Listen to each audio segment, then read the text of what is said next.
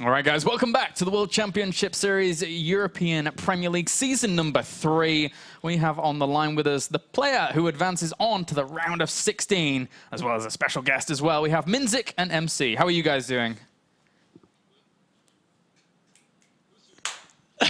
Who's your daddy? Oh God, MC, how are you? How are you doing? How was your travel to Europe this time? Was it nice? Yeah, it was nice. Sleep in airplane 10 hours.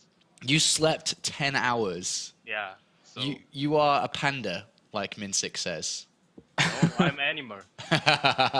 MC, move right a little bit. Move to the right-hand side so we can see you. Yeah, we see Minzik in the camera. We actually have the camera on. Yeah, there we go. Perfect. Yeah. Now Minzik's disappeared. Oh, there we go. Okay. We can see you. Hi. All right, guys. Okay, so going into this group, MC, how did you think it was going to go? Did you anticipate going through in first place and just crushing it? What were your thoughts? Just easy peasy, man. Just easy peasy. Easy peasy. Yeah. All right. Nice and simple. Nice and simple. It looked easy peasy, to be honest. 4-0, Yeah. wasn't it? So you obviously, MC, came here to move out the round of 32, as you can see. You're into the round of 16 again. Is this your tournament to win, MC? Are you going to win the entire thing? Of course, man, because I'm the boss.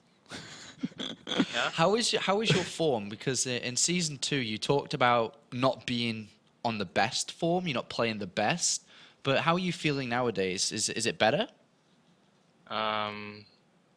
Yeah, better. And in before final, Yeah. you know, me against Duck Yeah. 3-3, and I chose Orin. Oh yeah. On Yeah, yeah. Neo. But Minzik told me don't Orin, just micro game.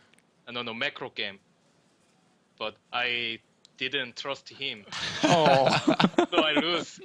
So I will trust my manager so I can get champion this tournament. It's an important lesson. An important lesson. Trusting in Minzik. So going into the games against Cass, did you watch the games against StarDust? I watch Cass 2 games Orin like Bomber Yeah. style. Yeah. So I know how defense this Orin, and so I'm confident against Cass. Did you, going up against that all-in, do you have methods of dealing with that? Because you just killed him before he could even get there, those games. But do you have methods to deal with those kinds of plays from Terran? 오린 더 막을 줄 아는지? 아니, 그럼 카스카 하는 방식 있잖아. 네. 올인하는 거 너가 어떻게 막는 적 어떻게 막을 수 있는 거 다 알고 있는지. Yeah, of course, because I played Bomber a lot of time, Mm-hmm. and I won so many times. Sometimes lost, but I won many times. So I know how defense Bombers Orin. Mm-hmm. Okay, so you're in Germany now, and you will be for a long time. Outside of StarCraft, because you're the boss toss, we don't need to ask you if you're going to win, because everybody thinks you're going to win. What's your favorite thing about being in Cologne and Germany? I mean, you're here so often. What are a couple of things you really enjoy here? Really like playing soccer, but Have you played soccer here? yeah, Not good enough. but I'm bad. I'm bad soccer player. But Where do you play? Mincing no. Oh, Minzik no People place? from Turtle, people from ESL, your colleagues. Oh, Oh, yeah, yeah, they I play a know, lot, I yeah. know. You've played with them? Yeah. Yeah, but I'm so bad, so they don't want to play with me. What else do you do while you're in Germany? Obviously, I've seen you go to Korean barbecue, soccer, any other things apart from playing games? Sometimes I'm going to supermarket. That sounded funny. For it. Yeah, I love that. Supermarket, German. Do you like German food, or do you go to Korean food places to buy No, Korean? just banana, pizza, yogurt, juice. something. Yeah. Okay, so I have no more questions, Sean. How about you? Are you looking forward to coming to see me next week, MC? Yeah. Of course. Yeah. Are you looking forward to seeing Carmack? Because Carmack misses you a lot. Yeah, me too. I bought my sister's present. Oh. So sister, he means Carmack's daughter. Yes. He's got her. Just in Yeah. case some people didn't know, MC, maybe you had a sister here. No, they know. Oh, okay, they know. Oh, Okay, they know, just good. in case. Okay, so final serious question. There's a lot of good players that have made it to the round of 16 so far. MMA, 4GG. Is there anybody realistically that maybe scares you just a little bit? Is MMA, because he's playing very well, is that scary, or nobody? Nothing. I don't care. Terran players. Oh, okay. My PBT is really good, so I don't care. Just I'm worried about that PvP. It's rock scissors papers, so. Familiar game. Do you think that Genius is going to perform really well once he gets here in the round of 16? Because he's obviously not. He had to play from Korea in the round of 32, but like Duck Duck last season, once he came to round of 16 to play here in Germany, he played very, very well. Do you expect this from Genius as well? No, he is really noob, Genius. his nickname is Genius, but his brain is stupid. You know, all know, yeah. That's true. So Okay. I really don't care Genius coming. And maybe I will his father because he can't speak English and he can't do his self. So I will try his father sometime. Okay. Okay. All right. Well, I think that wraps things up here. Well, thank you very much, guys. Any last words before we take you off? Okay, thank you guys. And hey, Apollo, Uh-oh. Uh-oh. Uh-oh. do you want Korean barbecue? Yeah, let's go. Okay, you will pay. You must pay. Because you are my hyung, yeah? Hyung? Older brother, yeah. Yeah, hyung. Hyung pay, okay? Okay. Okay, Okay. see you later. That was and- easy. Okay, we Thank can you. eat. Yeah, thank you, fans. And my boys. Yeah, see you next time. See you next Okay. week. Bye, Yeah. MC. Bye, Bye. Himenzik. Bye, Minsick. Bye. All What right. a pleasant interview that was. Okay, I have to buy him some Korean food, apparently. You got but, roped into that really easily. I was Really like, easily. I thought he was going to be like much more vulgar, let's just say that. Because me and MC, of course, being friends, I thought he'd say something else. I thought he'd be like, all right, Apollo, you know what? You suck. You know, I thought he'd be something along that, but it Yeah. was just like asking me for dinner. But I'll accept that. That's not too bad. MC asking him for dinner, that's pretty good. That's a pretty good I'll trade-off. pay for him. So yeah, of course, MC, remember at the end of this evening, once we finish these next two games in a row, the losers match and final match, we'll be able to find out who MC will play. We'll find out so soon, just in a couple of hours, the groups for the round of 16. And just on that note, if you do want to come travel to the studios here in Germany, you can come. You can buy tickets. They're now for sale on the link that I mentioned before, wcseurope.eventbrite.com. And you can get your tickets to come hang out. MC's now going to be there as one of the other 15, well, one of the entire 15 players that are going to be here as well. Awesome. But now it's time to find out the last player of the entire of the round of 32. It's been quite fast, actually. 2 weeks we've completed this thing. Very quickly. 2 weeks. We've had, well, is it 2 or 3 weeks? We're in the third week We're in now. the third yeah. week, but it's. I think it's only been like not that long at all, and it's gone really, really fast. But we finally have 16 players, or will have, in just a couple of games. StarDust now goes up against FireCake. StarDust is so well known for his Protoss versus Zerg. He's killed nerds left and right, center and backward all the time in many a different tournament.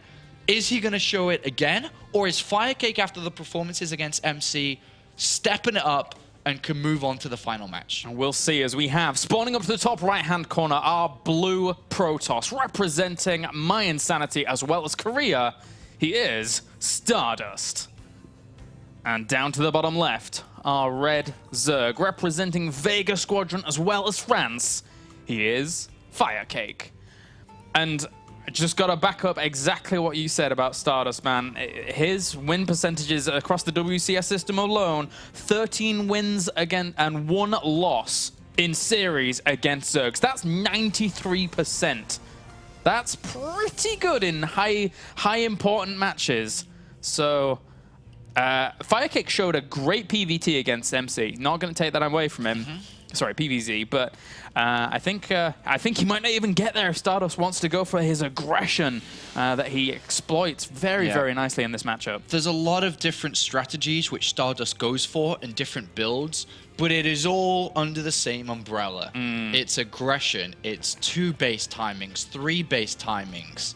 You know, blink all-ins with +2 attack. Just a variety of different attacks. Yeah. He's one of the most aggressive Protoss versus Zerg players we've seen for a very long time. He based his entire DreamHack Summer win off going for like a +2 attack, +1 armor timing with Blink Stalkers and Immortals. And it was, in that time, unbeatable for Hyun, for Violet, for Jaedong. In recent times, outside of the WCS, it is starting to drop off. He's not getting as many big results. He lost versus Jaedong the following tournament because Jaedong knew how to beat it. But of course, as you say, in WCS, the Zerg players he's come across, he's beaten pretty much all of them. And now it comes down to the fact that can FireCake be one of those players, or that single player that we saw StarDust lose to? Can FireCake be the second?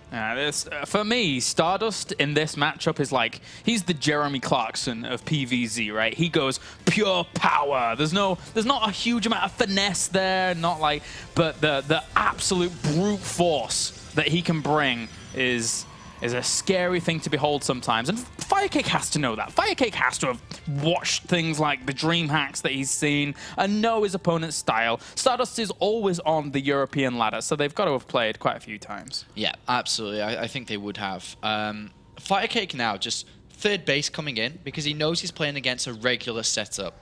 One of the disadvantages of playing on this map for Zerg, because there are a lot of advantages, it's harder for the Protoss to take a 3rd, lots of wide open space, but one big disadvantage, unlike other maps, it is a little bit more difficult to scout what's going on after a Nexus and Forge expand. It's difficult to read what's going on.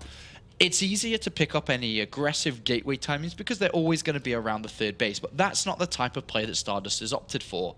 So these overlords that are trying to get into position, the one outside the main base, is going to be crucial. The main base is big, but if that overlord dart finds the bullseye inside the main base, then things can work out. It's all about getting this information from StarDust, especially because he's one of the most aggressive. If you know what's coming, you can stop it, but it's do you know or not?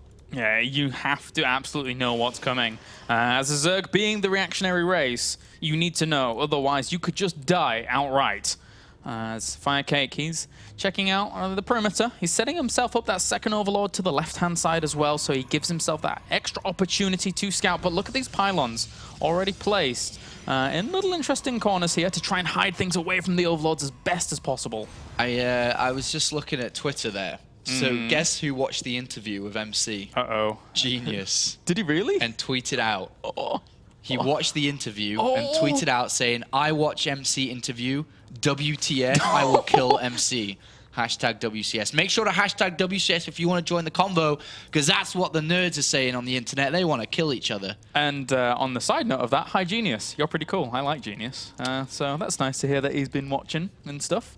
So +1 attack being researched. Chrono Boost going into the Cybercore. Of course, it's StarDust. He snuck a program to the north. He's got the gateways down, which have been spotted inside the main base. So we already have the Roach one coming down, which is rather good to obviously get. There's no speed because he just wants to go straight for Roaches here to deal with this, because we are going to have a small little gateway pressure. And that Queen already dies off. This is already a really good poke out here from StarDust. Getting the Queen alone is not too bad. Still drones transferring up there, though. FireCake has to be very careful about what he wants to do here, as, well, he's doing a lot of damage to this hatchery. Yeah, he's doing a lot of damage here, and with a couple of Zealots that can be warped in here. Uh-oh. Yeah, he can warp them around. He's going to have to go around from the low ground and try and make this work out. But one Stalker does die. The Zerglings rallying to the call. And a lot of Stalkers. Yeah, I actually prefer Stalkers over Zealots here because the Zerglings are without speed, so Stalkers are good. There's Time Warp as well. But the Stalkers are better against the Roaches here. Yeah, oh yeah, definitely. This is going to be a bit harder for FireCake to hold off. He's going to end up losing an O-Lord if he's not careful, but does pull back at the very last second there to try and get out of that range. And StarDust still with the aggression. It looks like Immortal's behind this and +1. Of course, man. Of course. StarDust. Oh. A little bit of a pressure, pick off the queen, hurt the economy, and then just go for an immortal all-in behind it. It's StarDust. This is what he is known for. I mentioned it earlier, so if I know how StarDust plays, FireDust, that would be a great name. FireDust, man. FireCake, you know, must have kind of an incline to what's going to happen here. Dude. It's 46 probes. It's, what, 6 gateways. It's a lot of Double immortals. Has to recall out. Another name I heard with the ending of Dust on Twitter this morning, referring to this matchup, was Cheese Dust, which I did like for a second. It did tickle me, but StarDust here, getting out those immortals, getting out the armor as well. I think that any more probes coming out from FireCake here will hurt him in defending this, and that's 4 more. I'm not too sure, well, because if you look through his vision, he's seen the Robo, but he hasn't spotted the unit composition yet. This could still just be for a 3rd base. Yeah. But he really needs to focus on starting to get a defense up. Roach speed is going to be crucial here. Even +1 carapace would be nice, but a long way till that's out. But this attack is going to come soon. Yeah, he was sort of he's trying to sell as if it is going to be an expansion with that pylon down on the low ground between those bases. FireCake did see that, yes, but he's going to be pretty skeptical as this movement is now on the way. And the Zergling, he spots the Warp Prism as well as everything else. Yeah, so here comes the attack from StarDust. We saw this coming a mile off, but can the defense work here? He's trying to get +1 attack over +1 carapace here. Just going to use his roaches a lot more. +1 speed, sorry, on the way too. A big warping of units. StarDust has so many force fields here. 61 army supply against 71. FireCake is allowing his opponent to get into an advantageous position on this 3rd base ramp, and that's going to make it even easier for him to force field things out.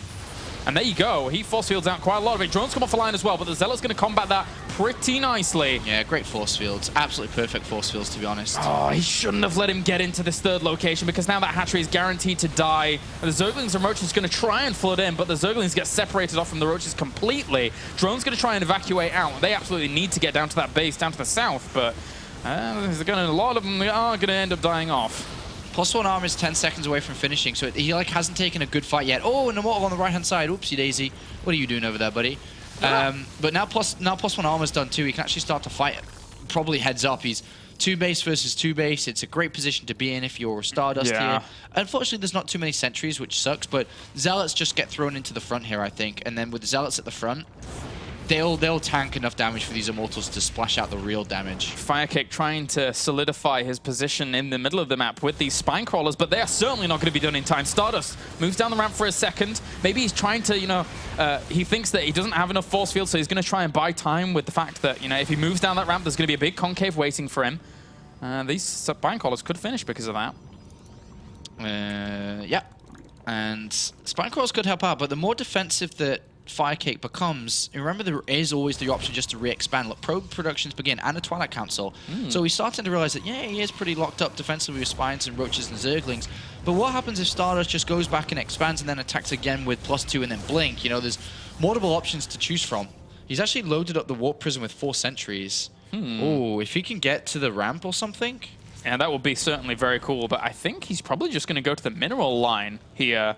If getting to that ramp from this position would be very difficult. He's actually going to go. No, he should just go. I can't believe he's actually going to sneak around there. And then just warp in all the units in the main base, like a bunch of Zealots. Or Stalkers is fine too. How was he allowed to get to that position? The Roaches, I guess they had to be on the low ground to try and deal with that, but Drones come off the line once again. He has no units up here, no proper fighting units. So now StarDust controls 2 ramps, the main base and then the 3rd as well. Yeah, the spine crawlers do end up pushing him away in the middle, but again, these Stalkers, as well as those sentries, they've done quite a bit here. They killed off he's killed off 34 workers in this game though so far. And a 3rd base is down. There's 2 immortals back at home, a 3rd one. So what we're going to see is just a bigger immortal all-in. And these Zealots continue to pile on the pressure at the 3rd base, greeting that with open arms. StarDust has played this Warp Prism aggression beautifully. Another expansion goes down for FireCake, trying to find some sense of normality with his income, but it's not going to happen. I would really like just to see Blink being researched from this position and then just go for another attack. Look how many, he's got 3 immortals at home.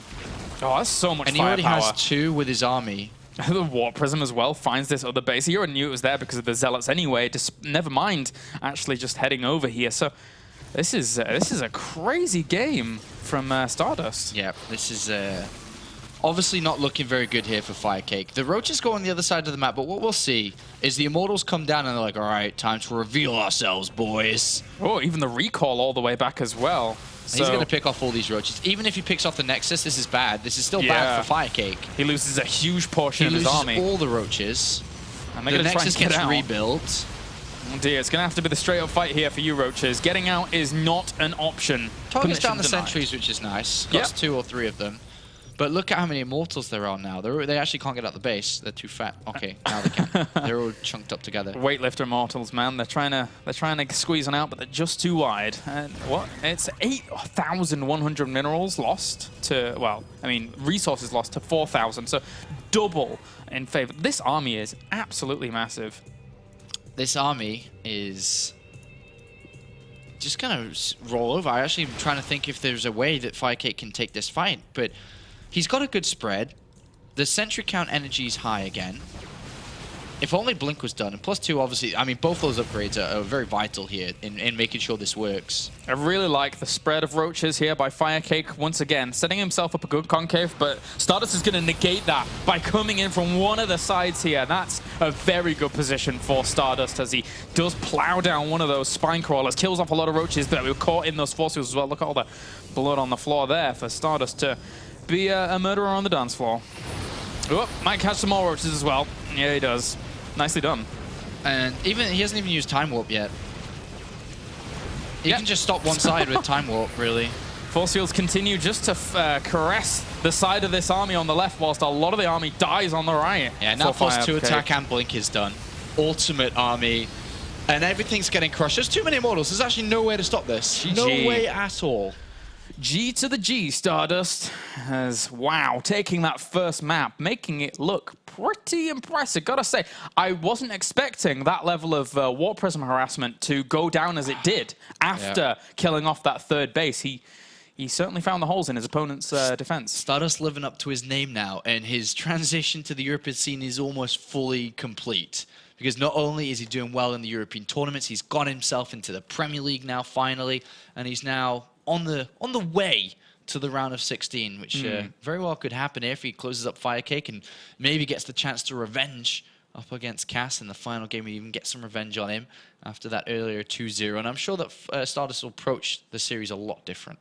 Yeah, it's going to be, he's going to have to. I mean, he may have even watched the games from MC and Cass. Yeah. So that's going to give him big indications to, what can topple Cass. And StarDust is a guy that, he has a lot of aggression elsewhere in his game. So, he can probably incorporate that very easily. Well, one of the biggest problems right now is that we're even thinking that it's about StarDust Cass already. In my mind is already going on about, how is StarDust going to approach Cass's all-in again? And it's something we shouldn't be doing, really, because FireCake's not out yet. But the way that he's been playing today, it doesn't look like he can beat StarDust here. Despite Great games before, it's going to be hard to shut down this level of aggression. It's going to be very difficult with StarDust, as we said before, having a phenomenal win ratio in this matchup. Yeah. So tough times ahead for FireCake here. The Frenchman, he looked good in game number 1 against MC, but now he's going to have to pull out the games of his life to advance on to even the next series, never mind the round of 16. That's right. This is obviously a massive uphill battle for FireCake. Can he make what seems impossible come true here in the World Championship Series? So far this season, we've seen a lot of upsets, a lot of things that we didn't even think was possible. Can this be one of them? FireCake on his last map, looking to just drop out in last place. Can he make that comeback? Can he make something special here today to finish up the round of 32 as we get ready for the round of 16 in just a few days' time, 4 or 5 days' time, not long at all. And well, I guess it really starts here. Can the miracle happen? Can it? And Akelon Waste is a great place for it to happen after we saw him play so well on this map. So now let's jump straight on in to game number 2 as we have spawning up to the top left-hand corner our blue Zerg representing Vega Squadron as well as France. He is FireCake. And down to the bottom right-hand corner, our red Protoss, representing my insanity as well as Korea. One game up, he is StarDust. StarDust. StarDust! That StarDust, he's such a cheeser. Well, he is kind of like that. Let's be frank. But you do what you have to do to win the game. It doesn't matter. A great example is last night in WCS America with Suppy and DeMuslim. An interesting series, but you do what you have to do to defeat your opponent, and that is that. That's how you play the game. That's how you become a professional StarCraft player, Apollo. You win. You win. But how predictable do you become? And FireCake now, must coming into this series, he's just got one thing on his mind. All right, this guy's going to attack me. I have to defend it. Defense. That's what he's got to say to himself. He just has to defend it. You know, what kind of attack coming out is most important to figure it out. He spotted the 4 gateway play. He kind of spotted the robo, but really didn't see it until it was too late. And he wasn't quite prepared and wasn't expecting the lift up onto the high ground and the movement up there. And just a couple of other things he didn't really see. But this time I think he's going to be much, much more prepared. Yeah, I would say so too. And the thing is, though, is that for FireCake, I think that in this matchup, from the small sample size that we've actually been able to watch, you know, the games we've seen in the past of him, his strengths as a Zerg player in general are really in the later stages of the game. Once he finds his comfort zone, once he finds his economical advantage, once he finds all of these things in place. But in the earlier stages, that's where FireCake gets broken. And we saw a great example of that in game number 1. StarDust utilizes that aggression to the utmost strength. And FireCake, he's going to have to pull out a great hold if that comes again. Yeah, there's a couple of things he needs to focus on. In this regard, you can definitely just take a 3rd base straight away. I would take my gases just around the 6-minute mark. Obviously focus on creep spread straight away from that natural. Not the first queen, but the second one. Oh, nice micro there, blocking that probe for a little bit, and gets it a bit earlier than I was expecting. So that's going to provoke another probe to have to leave the base and try and spot that 3rd hatchery. Yep. And in this position, though, that like I was saying, gases come down, focus very heavily on scouting, making sure you don't get overlord capped, always making sure your overlords are precise on time. And all these things put together, you create yourself a wonderful game, a wonderful setup. Yeah. You've got the best drone count, you've got gases down nice and early, you can get Zergling speed, the Roach Warren down. Never overbuild. That's one of the most delicate things as a Zerg player against a player like StarDust. Never overbuild what you need to defend, what he has. Never. This is a full wall. Not next to the left-hand side of the pylon. The left pylon. There's a gap there. Yeah. There? Yep. No. Other side. Here? Yep. Is there a gap there? I think there is. I think it's going to be close. Oh well, we'll see. But regardless of that, there is still other stuff going on in this game, like a very normal setup for FireCake. So just going to send that queen down there as well. I swear this is a full wall off. Well, one style he could go for is that fast 3rd by breaking the rocks, but with a +1 attack coming in, before Warp Gate research even starts, and the robotics facility instantly down, we're just going to see another Immortal attack. Like, it's that obvious. So another Immortal all-in is going to come from StarDust.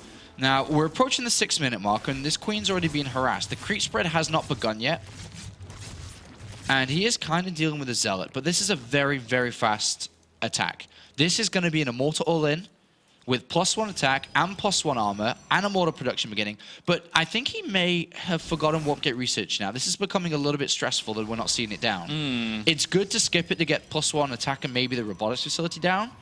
But without Warp Gate research... Like 150 gas is already there. It could have been started ages ago, right? Yeah. For and efficiency? He's even got a 3rd gas down too. Uh-oh. Unless there's something going on that I don't quite understand here, he's missing Warp Gate research. Yeah. It's like, yeah, you have a warp prism, but you actually can't warp in anything. Uh-oh. He's actually missing Warp Gate research. Uh-oh. Okay, this is a big deal, guys. This is huge. If he does not have Warp Gate tech and doesn't realize it soon, 5 gateways? Oh, there we go. Okay. Now he'll spend all his chrono boost in it. He's realized he doesn't got it. There's no other way. He has to keep chrono boosting. Well, this is awkward. well, this is awkward. Yeah, man. It's FireCake. Well, to be honest, it's not that important. Let's just say now that this warp prism, just by itself, moving out, with a, I don't know, I'd put the Stalker in him and you got no options. Moving out by itself, if he can make his opponent produce a lot of units with just seeing the warp prism, like, okay, he's not building units, that's 10 more drones. That's kind of nice for FireCake. But, for example, if he starts producing a ton of units, then Warp Gate doesn't even matter. Because let's say he waits for 3 Immortals before going, Warp Gate will be done with 3 Immortals. The problem is he's actually just going to have to build units from the gateways if he's going to start to build his sentry count up. It looks as if he abandoned. Is this third either a fake or is he actually just faking the movement real. out? That's real. It has to be real, right? Yeah. Because no, it's real.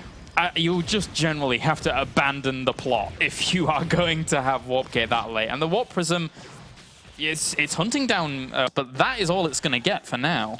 But he's seen the third base, so in this position, FireCake's done okay. He's got a handful of units to deal with the Warp Prism. He's droned up rather nicely. He's got the layer and roach speed on the way. The one thing he doesn't have is Evolution Chambers, but it depends on the style he wants to play. He could throw 1 down now, or what he could do is just throw down 2 in a short second and just go ahead and just focus on double upgrades while he's got such a good economy. He's got a lot of Overlords in production too, but only roaches. I mean, this comes to what we were talking about earlier with MC, who called him the Roach Man, and there's Ventral Sacks. Are we gonna have the Overlord speed too? I mean, and he just drops a bunch of roaches. I mean, how much has he seen? He saw the Warp Gate tech. He has to have seen that the Warp Gate tech was a little bit late, right? I think it's hard to tell. He hasn't really spotted anything, right? Well, he spotted the 2 gateways in the main that weren't, because an Overlord just came out from, well, not just came out from there, but a few minutes ago. And the Immortal Pressure here. I think it's hard to tell. Immortal Pressure from StarDust. But what we're going to have is just basically an all-in from FireCake. He's going to go for a Roach Bailing all-in, just with drops. How well do you think this can actually work out against StarDust setup? With Blink and a bunch of Immortals, I'm not too sure. Like, I don't... Right now, there's 3 Immortals and a 4th one coming out already. Is that right? Yeah. Yes, you are correct. A Dark Shrine as well? So I'm not too confident this will work. But I've never liked this style myself. This is you know, a Demaga / TLO and FireCake, Starbuck kind of style, and I'm not too sure it's going to work. The best thing in the world is Archons against this, but to be honest, with the amount of Immortals he has, I don't know.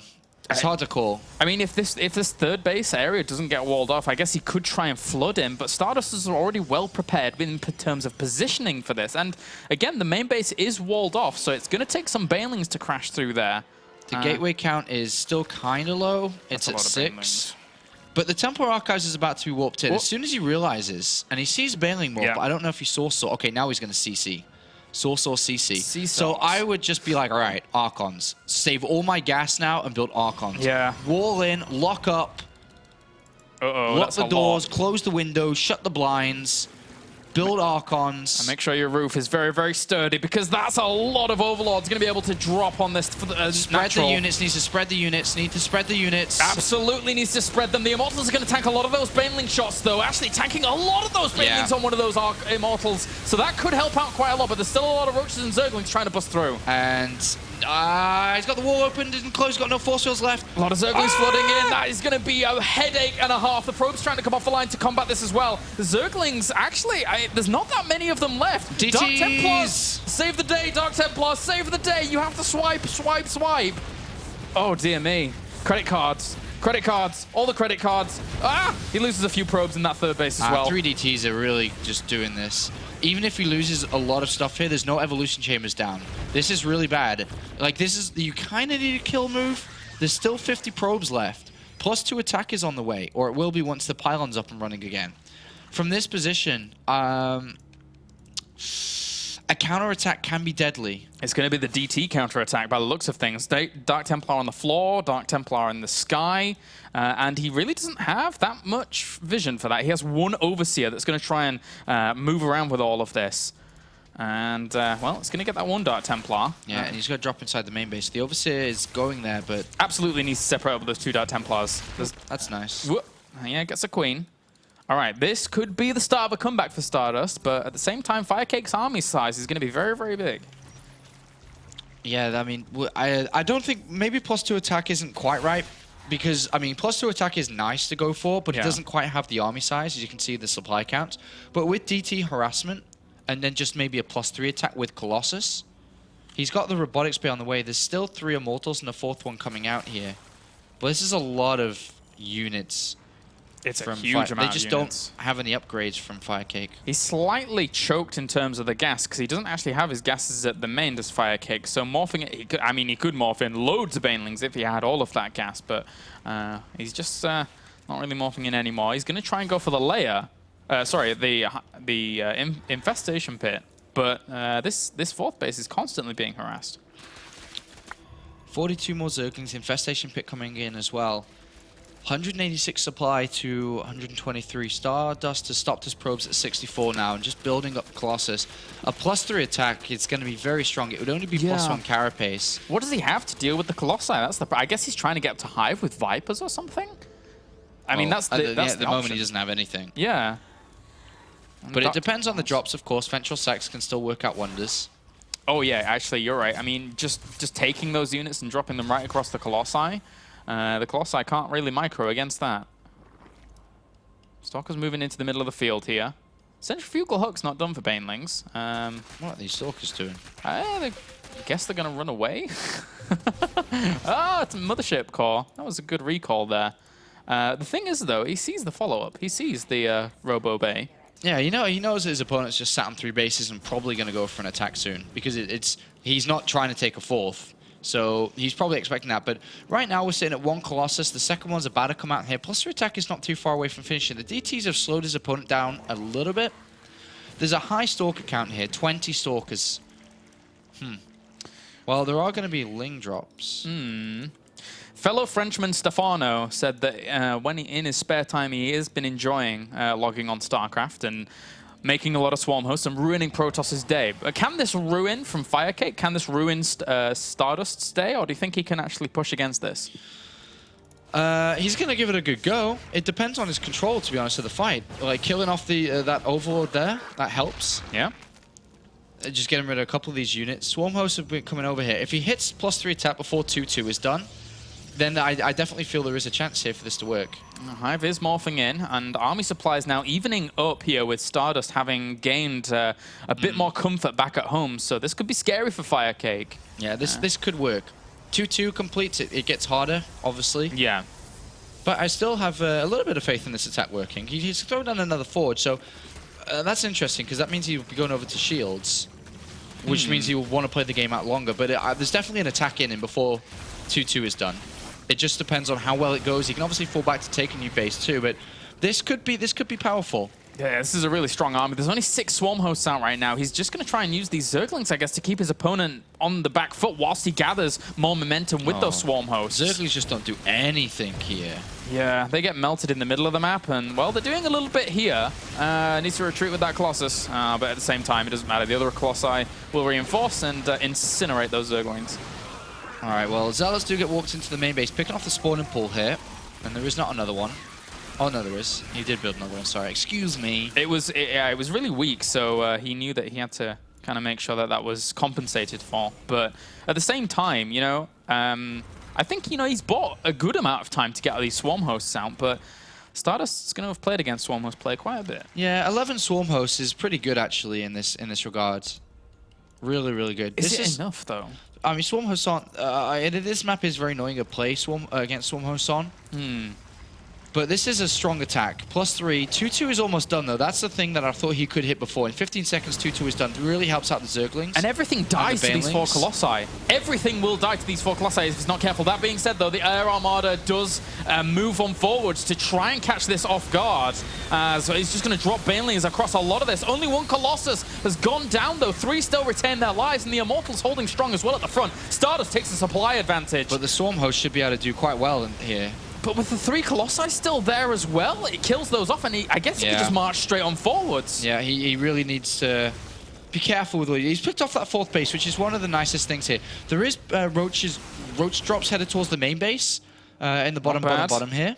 Not bad, trying to keep his opponent once again on the back foot, but StarDust, I don't think he cares too much. I think he just straight goes into the main base, and oh, a huge chunk of his army decides to just transcend this position straight on into the main. Yeah, really avoiding, and of course with the Mothership Core still around, if it doesn't die, he could recall out, but he's force-fielded the ramp.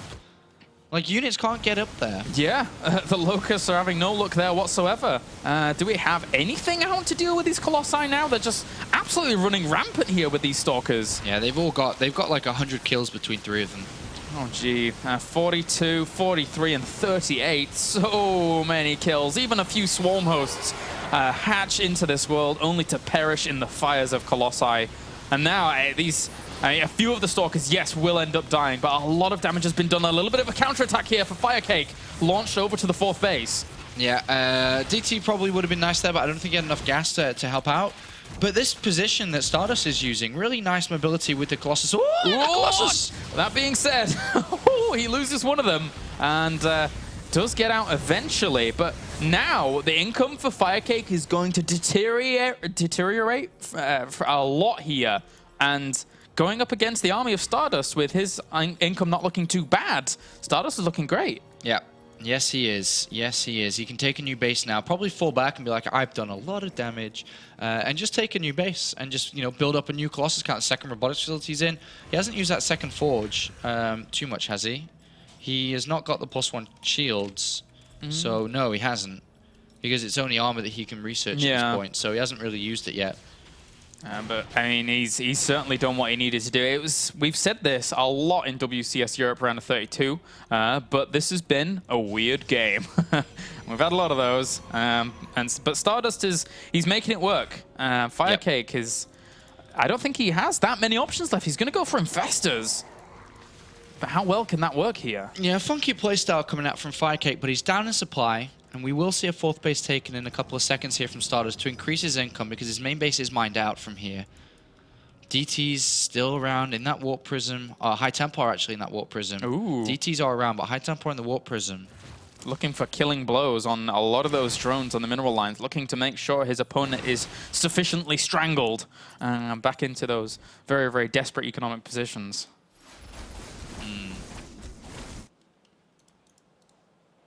All right, well, the 4th Nexus is on the way here for StarDust. And once again, he gets another denial on this base up to the north. So even limiting him even more. And if he just comes in here and denies it again with this army, he waits. He actually pulls back, realizing it's not there again, and could quite easily just walk forwards and force the cancellation. Well, FireCake is on 1 mining base, and that 1 mining base is about to get stormed. Yep, yes it is.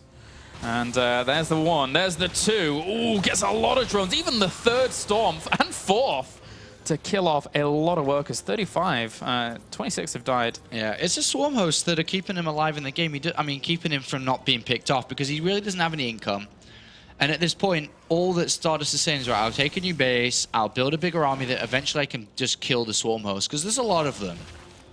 There's 20 Swarm Hosts. And he's absolutely relying on that just to try and, get up a good Infestor count, I guess. Swarm Host Infestor for the win here. But I don't even think that's going to work out, because StarDust just has that base on the way. His economy is going to be great. He can just do whatever he wants off the back of that.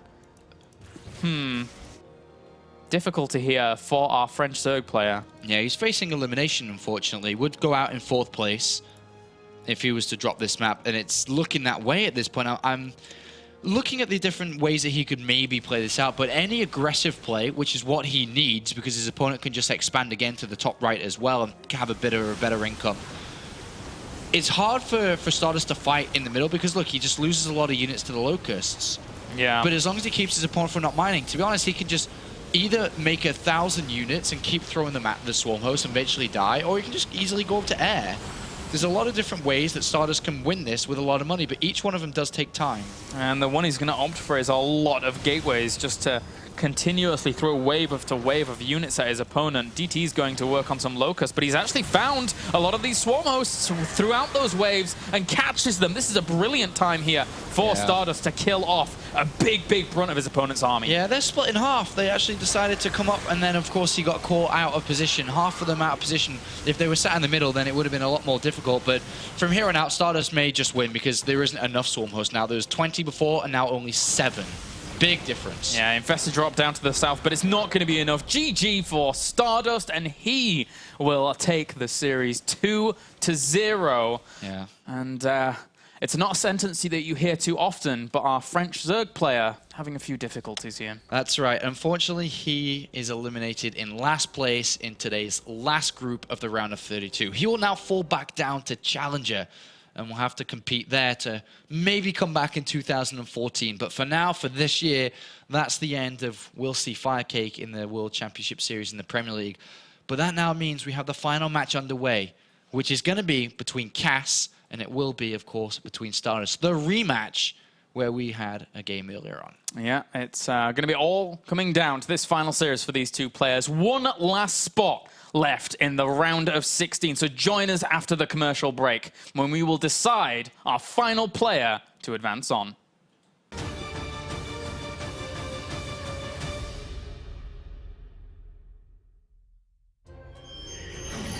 Pure precision with a true 8200 DPI Pro Aim laser sensor.